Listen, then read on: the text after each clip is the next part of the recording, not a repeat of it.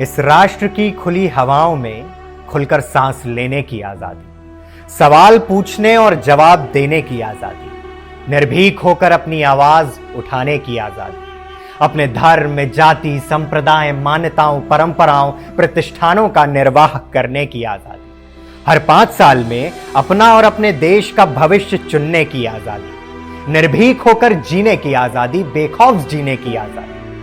अब इतने आजाद हो तो इस आजादी के मायने तो जानते ही हो, क्योंकि स्वामी विवेकानंद का स्वप्न है ये आजादी, अब्दुल कलाम का ख्वाब है ये आजादी, फांसी का फंदा चूमने वाले भगत सिंह की सौगात है ये आजादी, महाराणा प्रताप और लक्ष्मीबाई का स्वाभिमान है ये आजादी, अशफाक रहीम और बिस्मिल्लाह की कुर्बानी है ये आजादी, विधवाओं के आंसू और माओं की कोख निशानी है ये आजादी, कटे फटे लहू से तर जिस्मों की चीखें है ये आजादी, मंगल पांडे की वो पहली ललकार है ये आजादी, चाणक्य की खुली शिखा की प्रतिज्ञा अखंड भारत है ये आजादी, इस पावन भूमि में वीरों की कुर्बानी है ये आजादी। ये आजादी तुमसे पूछ रही कि कितनी याद रही तुमको ये आजादी।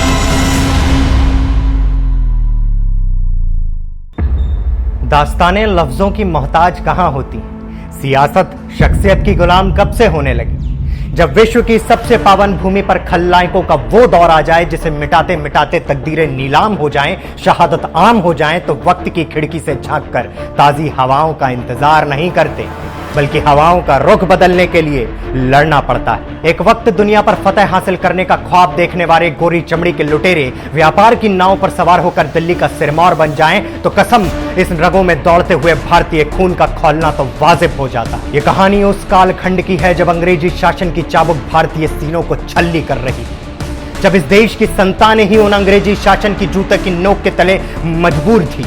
भारत की भूमि शवों से पटती जा रही थी, जलियांवाला नरसंहार से भूमि रक्त से नहा उठी थी, स्त्री और अबोध शिशुओं तक को अंग्रेजी शासन की बंदूकों ने छल्ली कर दिया था। आजादी बस एक ख्वाब नजर आ रही थी, इस देश का प्रत्येक व्यक्ति मजबूर था, गुलाम था। तब एक आंधी उठी थी, वो आंधी देशभक्ति और देश प्रेम की आंधी, जिसने विश्व की सबसे बड़ी साम्राज्यवादी सत्ता को जड़ से उखाड़कर फेंक दिया।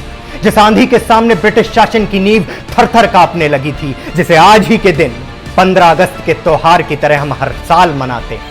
अरे गुलामी को ठोकर मारकर अपने स्वाभिमान को दिखाने वाले उस मंगल पांडे की पहली ललकार ने ही संपूर्ण विश्व को बता दिया था कि भारतीय अपना सर कटा सकते हैं पर झुका नहीं सकते। ये भूमि महाराणा प्रताप और शिवाजी की भूमि है, जिन्होंने अपना शीश कटा दिया पर राष्ट्र के सम्मान पर एक आंच नहीं आने दी। ये भूमि उस रानी लक्ष्मीबाई, उस वीरांगना की भूमि है जो अतीत का गौरव अपने आंखों में लेकर राष्ट्र का भविष्य अपनी पीठ पर बांधे अतीत से लड़ते हुए वर्तमान के लिए शहीद हो गई, पर इस राष्ट्र के सम्मान को एक आंच भी नहीं आने दी। ये भूमि उस 22 साल के नौजवान की भूमि है जिसने फांसी का फंदा चूम लिया, पर उसके लबों से इनकलाब जिंदाबाद का नारा धूमिल नहीं हुआ।